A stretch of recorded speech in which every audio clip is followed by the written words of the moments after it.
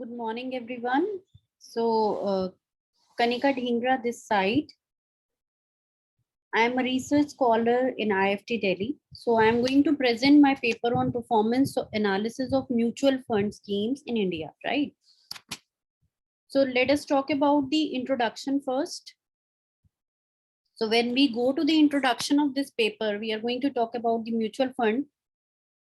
Basically, mutual fund is a kind of mechanism, or you can say it's a kind of basket where you are pooling the resources by issuing the units to the investor, and they are going to invest the funds in securities in according to the objectives of the offer document, right?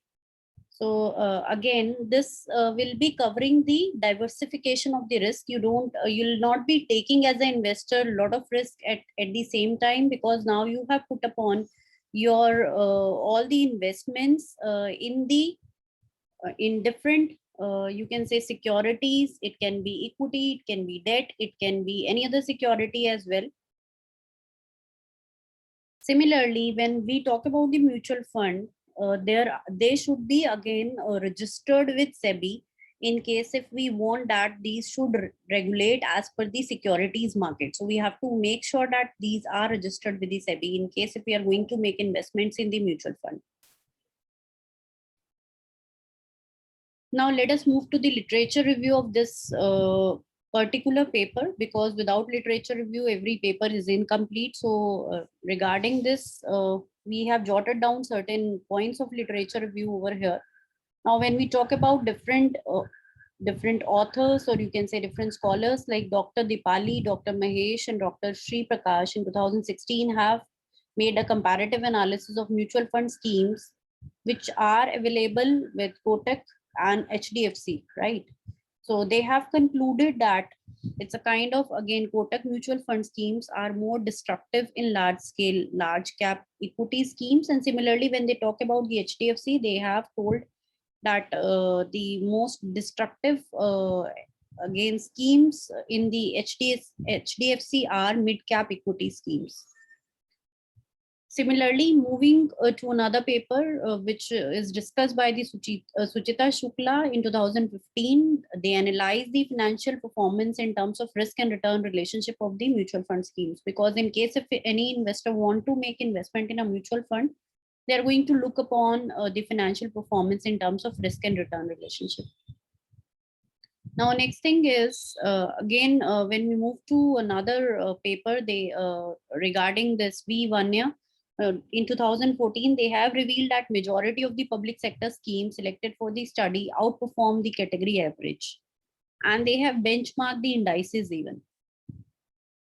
Similarly, there are many other paper, but certain paper when we are going to discuss about is one was given by Tej Singh and Priyanka. They have given this paper in 2013. They have analyzed the private sector of mutual funds are gaining more in terms of scale of mobilization of funds, in case we are going to talk related to or in comparison to public sector. Similarly, when we talk regarding this paper which was given by Rajesh Kumar and Rituraj in 2012, they have raised a controversy over there. They have evaluated the performance of 29 open-ended funds, which are basically the growth-ended funds, and they have analyzed this particular paper and the data they have taken from April 2005 to March 2011, which was of 6 years. They revealed that sample mutual fund schemes have outperformed the benchmark returns. Now, moving on to the research objectives. So first research objective of this paper is to evaluate and compare the performance of equity diversified mutual fund schemes of selected companies, to compare the performance of equity diversified mutual fund schemes of selected companies vis-a-vis market. Further, we are going to examine the performance of selected schemes by using the portfolio performance evaluation model, namely SHARP, Sharpe, Trainer, and Jensen. Again, in next particular objective, we are going to talk regarding the performance of selected schemes on the basis of risk and return, and we are going to compare the performance of selected schemes with benchmark index to see that whether the scheme is outperforming or underperforming the benchmark. So when we are going to talk about this particular research methodology, in case if we want to talk about, So what we'll be referring over here is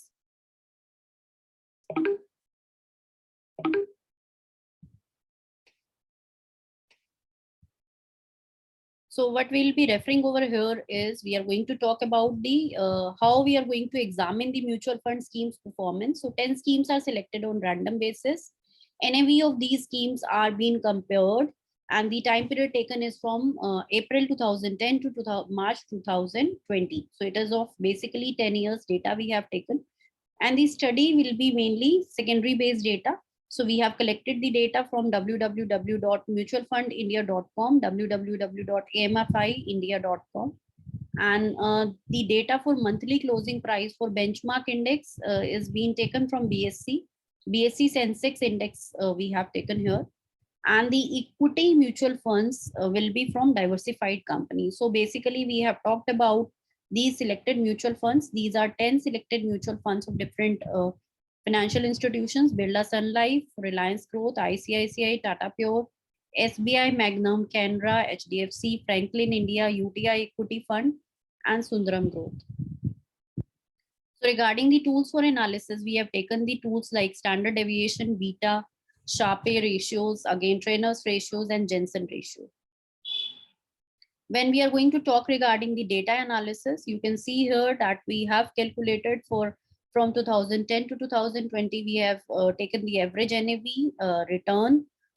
Then further, we have calculated the risk-free return and excess, which is basically the return, market return minus the risk-free return. So regarding that, we have taken the BSE Sensex for benchmark, and we have calculated the three of the ratios for this particular mutual fund. Similarly, we have also calculated the average of return,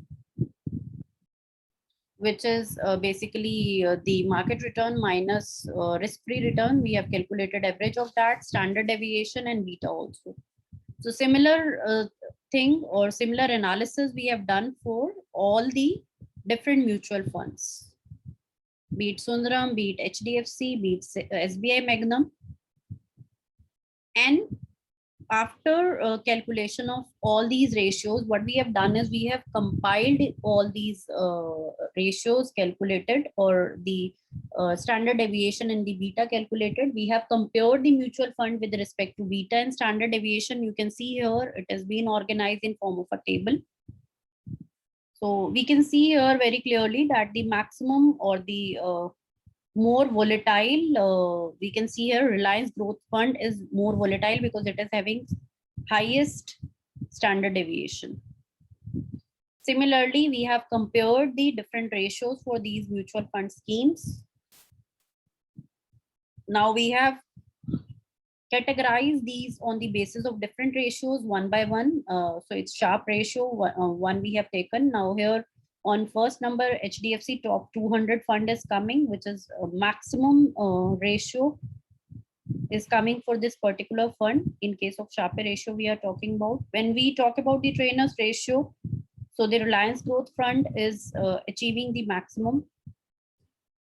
Regarding the Jensen Alpha ratio, we have, when we have ranked upon, the Reliance Growth Fund is coming at first number.